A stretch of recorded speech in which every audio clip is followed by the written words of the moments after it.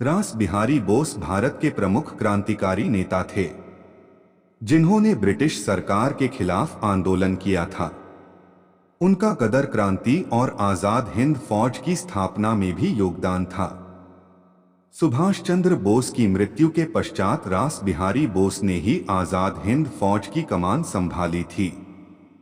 बिंदु जानकारी नाम रास बिहारी बोस पूरा नाम 25 मई 1886 जन्म पश्चिम बंगाल जन्मस्थान विनोद बिहारी बोस पिता का नाम तीतू हिगुची बेटी का नाम मसाहिद बोस पद क्रांतिकारी नेता आजाद हिंद फौज के गठन में महत्वपूर्ण सहयोग मृत्यु 21 जनवरी 1945 मृत्यु स्थान टोक्यो जापान रास बिहारी बोस का जन्म 25 मई 1886 को बर्दवान जिले के पश्चिम बंगाल में हुआ था।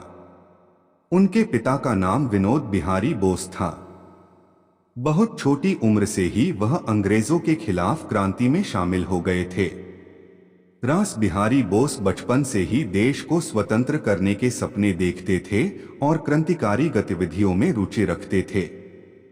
जब वह मात्र 3 साल के थे तो उनकी मां का देहांत हो गया था, जिसके बाद उनका पालन पोषण उनकी मामी करती थी। उन्होंने अपनी शिक्षा चंदननगर से शुरू की थी। अपने शिक्षक चारू चांद से उन्हें क्रांति की प्रेरणा मिली थी। इसके बाद उन्होंने चिकित्सा शास्त्र और इंजीनियरिंग की पढ़ाई फ्रांस और जर्मनी से की। उनका ज्यादा ध्यान क्रांतिकारी गतिविधियों में ज्यादा था। उन्हें अपने देश भारत के प्रति उनके मन में बचपन से ही श्रद्धा थी। स्वतंत्रता के लिए भारत के संघर्ष में रास बिहारी बोस का नाम अनसुने लोगों में आता है।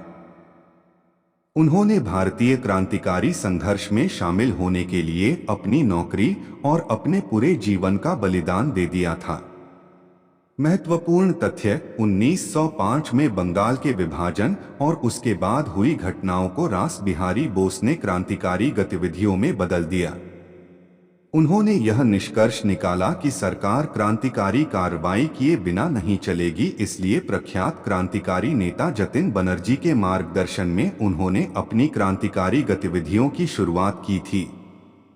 उन्होंने 23 दिसंबर 1912 को दिल्ली में एक परेड में बम फेंककर लॉर्ड हार्डिंग की हत्या करने का प्रयास किया था। प्रथम विश्व युद्ध के दौरान भारत को गुलामी की जंजीरों से आजाद करने के लिए बोस ने कई योजनाएं बनाई। उन्होंने इंडियन इंडिपेंडेंस लीग की स्थापना में महत्वपूर्ण भूमिका निभाई थी। उनके द्वारा चलाए जा रहे क्रांतिकारी गतिविधियों का मुख्य केंद्र था वाराणसी। यहाँ से उन्होंने सारे गुप्त क्रांतिकारी आंदोलनों का संचालन किया। जापान में उन्होंने अपने जापानी क्रांतिकारी मित्रों के साथ मिलकर देश को आजाद कराने के लिए कई प्रयास किए। इसके अलावा जापान में उन्होंने अंग्रेजी अध्यापन, लेखन और पत्रकारिता का कार्य भी किया। वहां पर उन्होंने न्यू एशिया नाम से एक समाचार पत्र निकाला और जापानी भाषा भी सीखी और सीखकर इस भाषा में 16 पुस्तकें भी लिखी।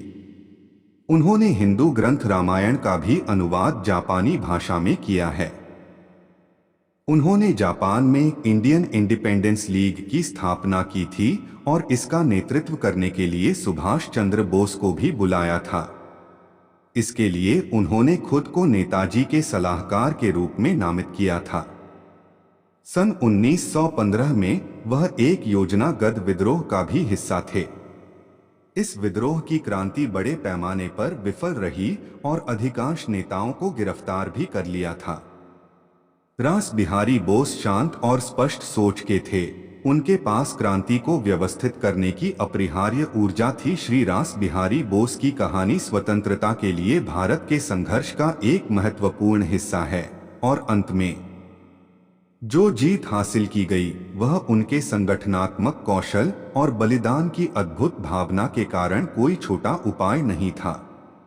अगर नेताजी आंदोलन की गैरिबाल्डी के रूप में लड़ाई में उतरे तो नाटक में रास बिहारी का हिस्सा एक माजिनी की तुलना में अधिक था।